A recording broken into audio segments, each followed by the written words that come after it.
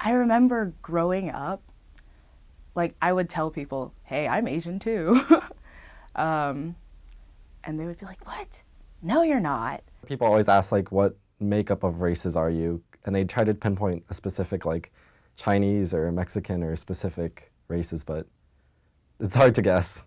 Till now, I still consider myself to be Iranian and Mexican before I'm American.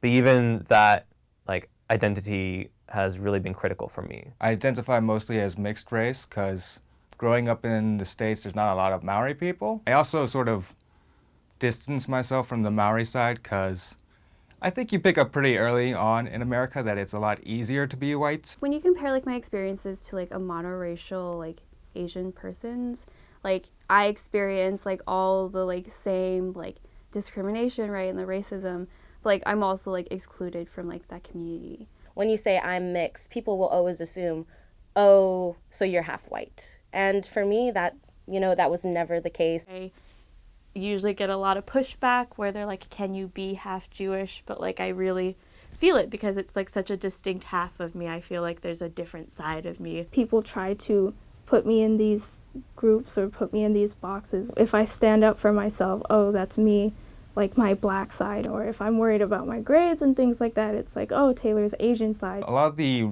racist remarks came from the white side of my family. Generally, the remarks were relating to cannibalism or that we're savages. There would be jokes from friends or like from classmates about fried rice and jokes about like fried chicken. When I hang out with friends who kind of question, oh, you're actually German, like, what's the background on that? Do you have proof? Sometimes I have to even pull out like childhood photos on my phone and be like, no, like I was blonde growing up. Like I have German influence in me, even if it's hard to tell now. My really good friend's sister, who called me a mutt once, it just made me feel like she didn't understand how like deeply it meant for me to come from such a unique background. Being like the white looking child, it's kind of like their go-to to kind of joke and be like, oh, the white girl in the family. And so I kind of internalized that and didn't really realize that I am Filipino just as much as they are. One of the girls who was in student government with me, she said something once like, oh, I think it's really weird when Asians are like really dark, when they're black but they still look Asian. And I was like, okay, what does that mean? Like Asia is a continent.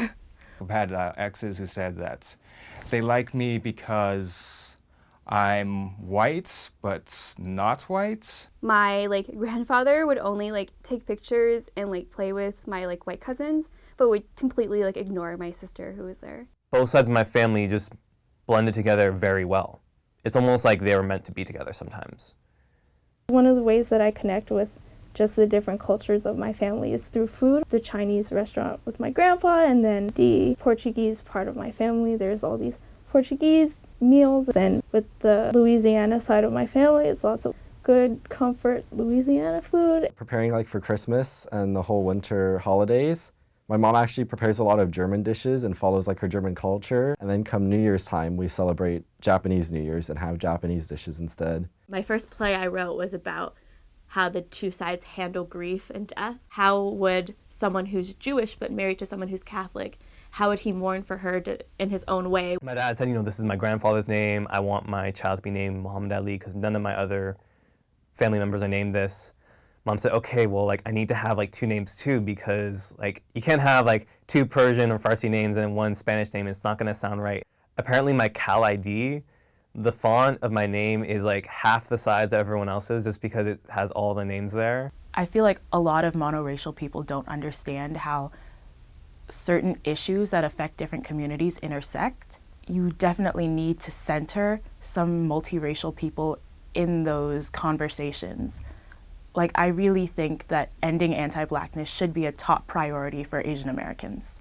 There are so many of us that like exist, like not just in like baby form, like some kind of post-racial future. There's kind of always something brewing on about what am I forgetting, what am I leaving out, who am I disappointing. My experiences are not fully the same or fully relatable to those of like a black peer or those of an Asian peer, and even those of other mixed kids. I am American, but I deeply resonate with my background, so I can't let other people identify me because in my heart, I know where I come from.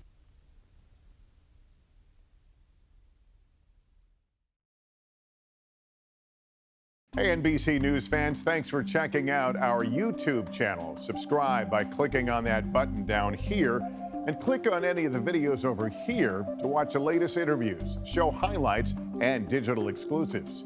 Thanks for watching.